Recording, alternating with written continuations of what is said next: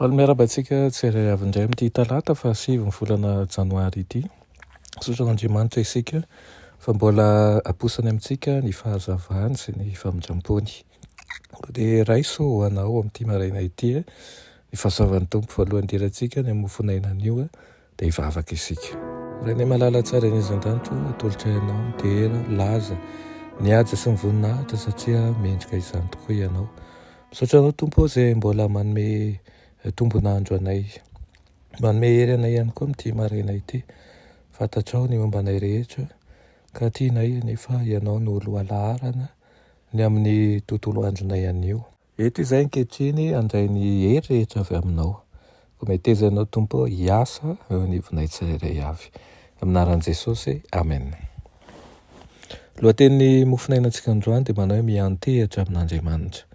Nalaina amin'ny Jaona 5:15 manao hoe fa raha misaraka amin'ny kosa ianareo dia tsy mahay manao na inona na inona. Amen. Ny lesona voalohany tokony ampianarina dia ny lesona momba ny fianterana amin'Andriamanitra.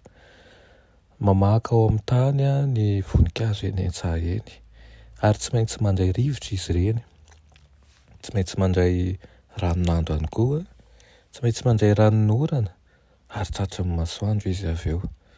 Tahaka an'izany ihany koa tsy maintsy andraisantsika avy amin'Andriamanitra ny zavatra ilaina ho amin'ny fahaveloman'ny fanahy. Azo antoka ny fanatrehan'Andriamanitra ho an'ny kristianina. Ny fanatrehan'Andriamanitra tsy tapaka no vatolampin'ny finoana. Afaka miankina amin'izany ny malemy indrindra, mety ho tonga malemy indrindra ireo mihevitra ny tena no matanjaka indrindra raha tsy miantehitra amin'ny Kristy ho fahombiazany sy fahamendrehany. Izy ny vatolampy azo antoka, ataontsika fototra, akaiky antsika Andriamanitra noho ny sorona fampihavanana sy ny faneranelana nataon'i Kristy ary ny herin'ny be fitiavana sy malemy fanahy entiny izay mifeny fiangonana. Mipetraka eo amin'ny seza fiandrianana mandrakizay izy ary mifantoka amin'ny pahalianana amin'ny fiangonany. Raha mbola mandray amin'ny alalan'ny finoana ny aina sy ny fivelomany avy amin'i Jesosy Kristy ireo mambrany fiangonana fa tsy avy amin'ny hevitra sy ny kajikajy na fomban'ny olombelona, dia anana firaisan'aina amin'ny Kristy izy ireo, toy ny sampana izay miray amin'ny fototra, tsy foto-kevitra na tetikasa sy finafinan'olombelona no mampijoro ny fiangonana, fa i Kristy izay fahamarinan'ireo mambrany fiangonana. Ny finoanan'i Kristy no fanorenany.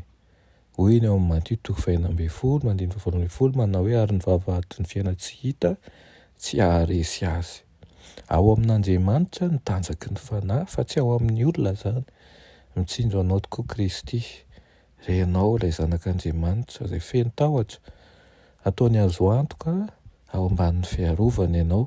Ny fahalementsika noho ny toetra maha olombelona antsika dia tsy manakana ny anatotosantsika ny raintsika izay any an-danitra sady maty hanao faneranelana ho antsika i Kristy.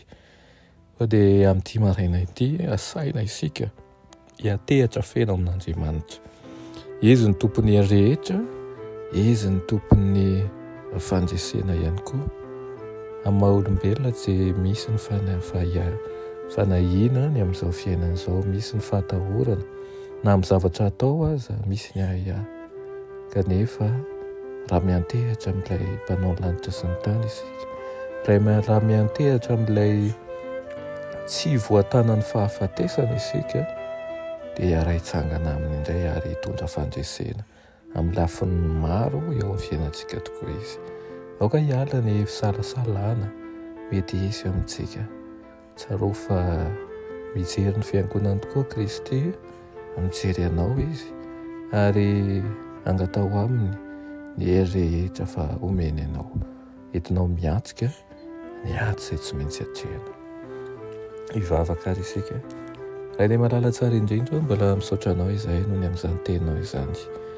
Misaotra Tompo fa avonina hiaraka aminao izahay satria raha misaraka aminao tokoa izahay dia tsy mahay manao nenonenina.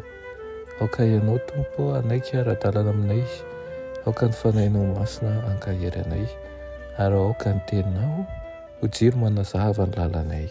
Aminaran'i Jesosy, amen.